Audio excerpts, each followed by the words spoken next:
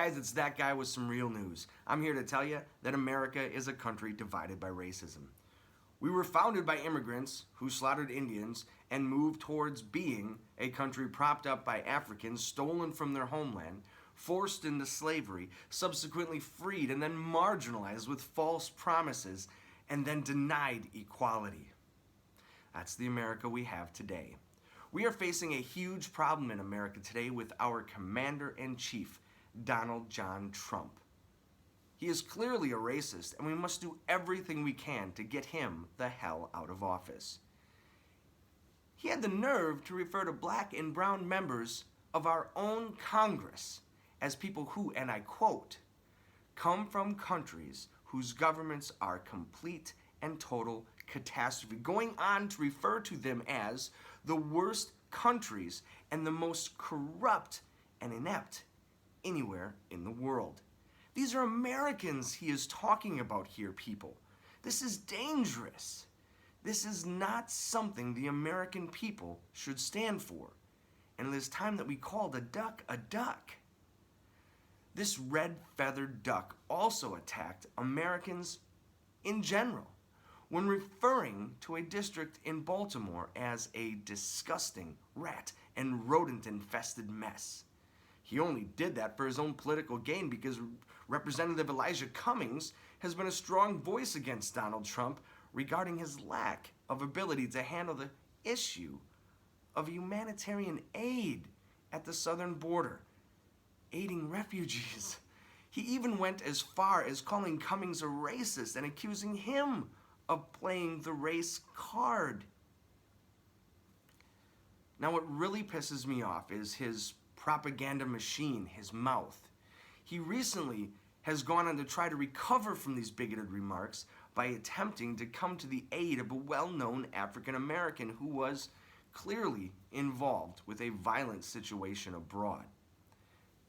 ASAP Rocky. Now, I admit I had no idea who he was until I heard about this situation. This American rapper was involved in an altercation while in Sweden, which resulted in a man being severely beaten. Okay? So Donald Trump immediately got on Twitter and tried his best to get the African American population in America to see him in a more positive light, considering the remarks he has been making previously about certain members of our Congress. You see, ASAP Rocky is a figurehead in the modern American pop culture, and that was an easy target for Trump. So he jumped right in thinking, this is my chance. This is my chance to win the hearts and minds of the people I have disenfranchised. I need those voters, right? He even went on to demand that the minister of Sweden let ASAP Rocky go. He's been in custody now since July 5th. And on July 26th, he couldn't stop himself. Donald Trump went ahead and tweeted again, very disappointed in Prime Minister Stefan Löfven for being unable to act. Sweden has let our African American community down in the United States. A couple of things here.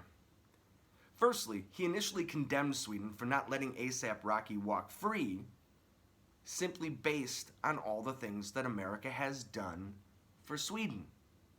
Really? Is that how legal systems work? Secondly, there is literally nothing the Prime Minister can do because in Sweden, the government and the judicial system are two different entities. This should be obvious to Donald Trump considering how much America has done for Sweden. How can a sitting president and his staff not be aware of these things? Think about that for a second. Look past the headlines. Third and most important, because it's so telling as to Donald Trump's true motives. Apparently, somehow, according to Trump, the Swedish Prime Minister has let down the African American community in America. That's a pretty sure that's a racially motivated statement meant to bait the population.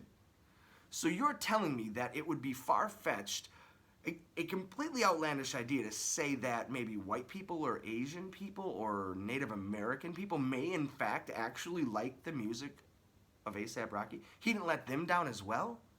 Digest that for a second. That's right, folks. Another bigoted comment from the most powerful man in the world, quote unquote. We cannot become desensitized to comments like this from anyone, let alone the President of the United States. He's a white nationalist. If we let this go, we're going to head down a path as a country that we may never recover from. I mean, he supported Nazis in Charlottesville when they protested, saying they were very fine people, quote unquote, very fine people. Need I say more? Now is the time for all of us to come together as one and foster the founding idea that we as a people are a single nation that is, by definition and example, indivisible. Donald Trump has gone on long enough with being allowed to run his mouth unchecked. I'm calling for all my fellow Americans to amass in Washington, D.C., right outside the White House and protest, peacefully please, but protest for a complete and total impeachment of Donald John Trump, the 45th President of the United States, and by far the worst American I have ever seen in my entire lifetime. His racial slurs and bigoted remarks are certainly what must be pushing these incidents like what we saw in El Paso, Texas, and Dayton, Ohio. This is dangerous. Hitler demonized the Jews as well until one day, well, do I need to tell you what happened there? Do I? Lady Liberty says it right.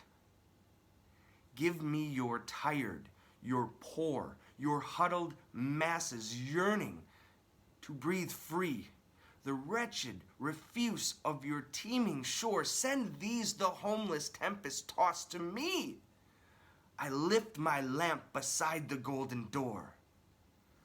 Our country was founded with the idea of inclusiveness, not exclusiveness.